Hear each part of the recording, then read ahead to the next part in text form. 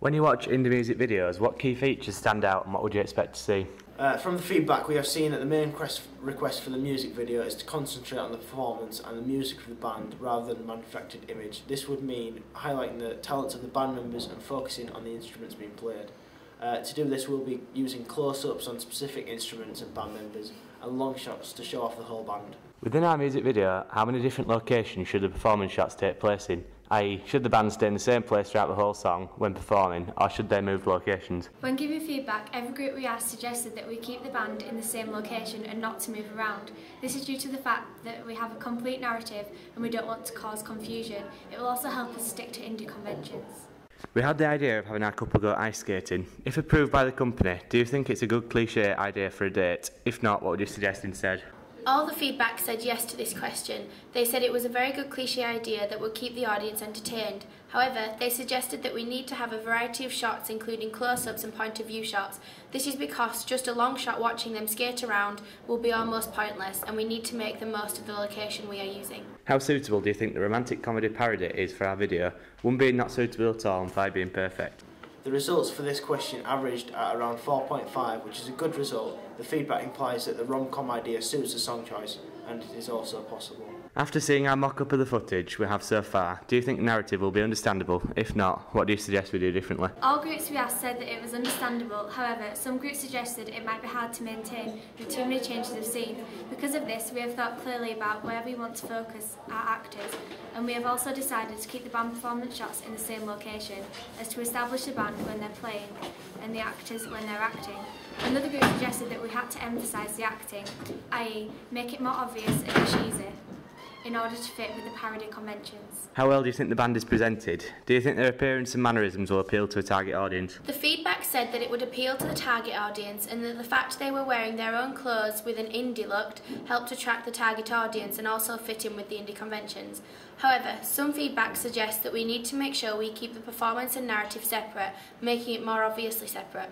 This means making sure that they always wear the same outfit for every performance shot and also making the location for performance more obscure. Some feedback also suggested making the band look more professional because at the moment they look amateur. When we had difficulty finding a band to perform the song for us, therefore we created our own, but for that to work we need to practice them playing the song and also need to make sure they look as if they're a real band doing a live performance. Do you think our two main protagonists are well characterised? Will they appeal to a target audience? The majority of the groups we gave this questionnaire to said yes, they were. However, one group did say that it needs to be more clear who the two main protagonists are. This will be shown through close-ups and shots including just two of them. As a group, we decided to include other band members in the narrative at times as well to add to the humorous side of the video. We also found in our research that other bands do this as well. To do this though, we need to make sure we establish who the main characters are properly before adding in other band members. Because we're parodying a film, we had the idea to have opening and closing credits within the music video. They would also be parodying films, for example, moving so fast you can't read them, unless you were to pause the video. Do you think this would work for our video?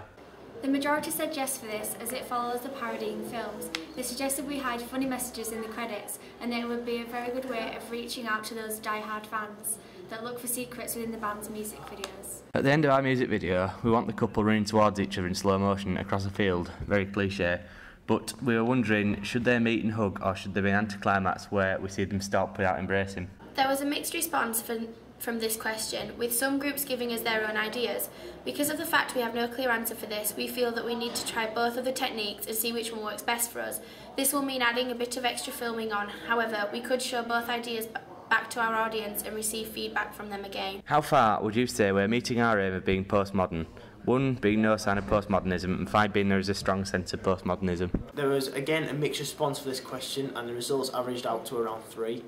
This suggests to us that we maybe need to try a bit more postmodern conventions in there. However, the groups did only see a small sample of the video, which was the introduction, so they have yet to see some of the more conventions we've included. Maybe if they were to watch the whole music video once it's finished and then answer the questions again, they might change their minds. Thank you for watching our feedback video.